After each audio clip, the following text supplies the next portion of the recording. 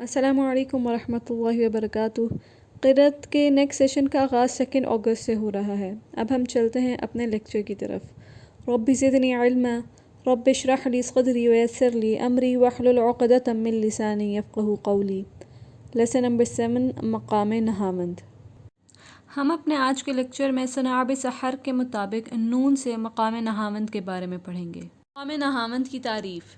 مقام نہاوند ایران میں ایک علاقے، فارس کی طرف یہ علاقہ ہے، وہاں اس سے منسوب کیا جاتا ہے۔ یعنی اس سے یہ بھی کہا جا سکتا ہے کہ وہاں کے لوگ مقام نہاوند کو اتنی خوبصورت انداز میں پڑھتے ہیں کہ یہ لہجے کو وہاں سے منسوب کر دیا گیا ہے، نہاوند کے علاقے سے۔ اب ہم ایکسپلینیشن کی طرف جاتے ہیں۔ یہ لہجہ اصل میں خوشی کا لہجہ ہے، لطیف مقامات میں سے ایک ہے۔ یعنی کہ اس لہجے میں ہم لوگ خوشی کی آیتیں، جن میں جنت کا ذکر ہو یا جس میں اللہ تعالیٰ نے ہمیں نعمتوں کا بتایا گیا ہو، اس طرح کی آیتیں پڑھتے ہیں۔ نرمی، شفقت اور محبت کا عنصر اس لہجے میں پایا جاتا ہے۔ یہاں پر اس لہجے میں وہ آیتیں بھی پڑھی جا سکتی ہیں جس میں نبی کریم صلی اللہ علیہ وسلم سے اللہ تعالیٰ مخاطب ہے۔ اللہ اپنے محبوب سے مخاطب ہے نا، تو اللہ نرمی، شفقت اور محبت سے بات کرتا ہے۔ تو پھر ہم اس لہجے کو ان آیتوں میں بھی پڑھ سکتے ہیں جن میں اللہ اپنے نبی کریم صلی اللہ علیہ وسلم سے بات چیت کر رہا ہے۔ اہل فن کہتے ہیں کہ مقام نہاوند گلاب کے رنگ سا ہے اور صاف پھولوں کی طرح ہیں جس کی پتیاں پانی سے تر ہوں۔ کتنے خوبصورت انداز سے اہل فن نے اس مقام کو بیان کیا ہے۔ گلاب سے ہمیں خوش رنگ، خوشبو، خوشی کا احساس ہوتا ہے نا، تو انہوں نے اس کو پھول اور گلاب کی سے تشبیہ دی گئی ہے۔ یہ لہجہ انسان کی طبیعت میں محبت، فرحت، خوشی اور تر و تازگی کی کیفیت کو اجاگر کرتا ہے۔ یعنی کہ پڑھنے والا تو خوشی محسوس کر ہی رہا ہے، لیکن جو ہمارے سننے والے ہیں یا ہمیں دیکھنے والے ہیں اور ہمارا یہ لہجہ سن رہے ہیں، ہمارے سامعین کو بھی یہ لہجہ انتہائی خوبصورت، محبت والا لگ رہا ہے۔ جوش و جذبے والی اشعار میں بھی مقام نہاوند پڑھا جاتا ہے، یعنی جس میں ہم لوگ خوشی میں کسی کی چیز کی طرف اجاگر کر رہے ہوں، جوش جذبہ دلا رہے ہوں، تو اس اشعار میں بھی یا اس آیتوں میں بھی ہم لوگ مقام نہاوند کا استعمال کر سکتے ہیں۔ مقام نہاوند کو سورۃ الضحیٰ کو بھی مقام نہاوند میں پڑھا جا سکتا ہے۔ اب ہم سورۃ زلزال کو بالکل بھی مقام نہاوند میں نہیں پڑھ سکتے، کیونکہ اس میں اللہ تعالیٰ زلزلے کا ذکر کر رہا ہے، زمین کے پھٹنے کا، اس طرح۔ تو ہم لوگ مقام نہاوند میں تو اس کا ذکر نہیں کر سکتے نا۔ اب مقام نہاوند کو کن آیتوں میں پڑھنا چاہیے؟ قرآن مجید کی وہ آیات جن میں جنت اور جنتیوں کا ذکر ہے۔ کتنی خوبصورت اور پیاری بات ہے کہ جس میں اللہ اتنی پیاری جگہ کا اور وہاں پہ رہنے والے لوگوں کا ذکر کر رہا ہے، تو ہم کتنی خوشی سے ان آیتوں کو پڑھیں گے۔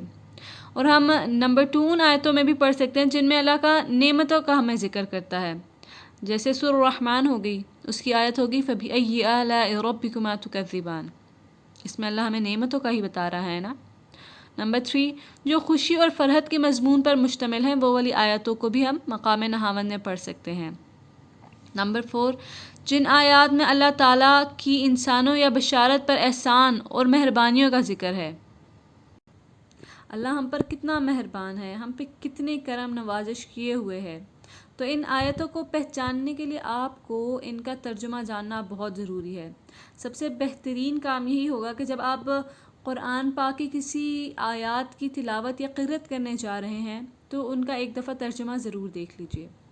نمبر 5 جن میں اللہ کے اوصاف کا ذکر ہے، اخلاق، احکام، عبادات اور دعا کا ذکر ہے۔ اخلاق، احکام، عبادات جو اللہ تعالیٰ نے ہمیں بتائی ہیں، ان سب چیزوں کا، اللہ کی صفات کا ذکر ہے جن آیتوں میں، ہم ان آیتوں میں بھی مقام نہاوند پڑھ سکتے ہیں۔ اور دعا والی آیتیں، جیسے میں آپ کو کچھ آیتیں بتاتی ہوں، ان آیات میں بھی مقام نہاوند کا استعمال کرنا بہت بہترین ہے۔ لِلَّهِ مَا فِي السَّمَاوَاتِ وَمَا فِي الْأَرْضِ، جس میں ہم اللہ تعالیٰ اپنی زمین اور آسمان کے بنانے کا بتا رہا ہے۔ رَبَّنَا هَبْ لَنَا مِنْ أَزْوَاجِنَا وَذُرِّيَّاتِنَا، اس میں اللہ تعالیٰ، ہم اللہ سے مخاطب ہیں نا، ہم دعا کر رہے ہیں۔ ربنا والی آیتیں آپ دیکھ سکتے ہیں۔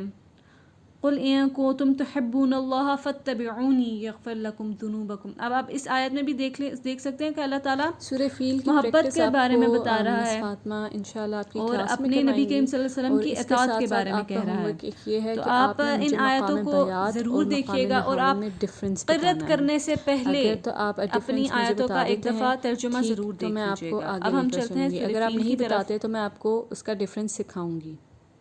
ہمیں اپنا فیڈ بیک ضرور دیجیے گا، اور آپ ہمارے اور بھی کورس جوائن کر سکتے ہیں، قرأت، قاعدہ، تجوید، ناظرہ اور حفظ کا۔ آپ ہمیں کانٹیکٹ کرنے کے لیے فیس بک، انسٹاگرام، یوٹیوب پر بھی کمنٹ کر سکتے ہیں۔ ہمارا چینل سبسکرائب کیجیے اور بیل آئیکن کو پریس کر کے تمام نوٹیفیکیشن ٹائم پر حاصل کیجیے۔ ہمیں کمنٹس میں اپنا فیڈ بیک ضرور دیجیے گا۔ آپ سے اجازت لیتی ہوں اس دعا کے ساتھ کہ اللہ ہمیں اپنے دین پر چلنے کی اور اس کو سمجھنے کی توفیق عطا فرمائے۔ السلام علیکم ورحمۃ اللہ وبرکاتہ۔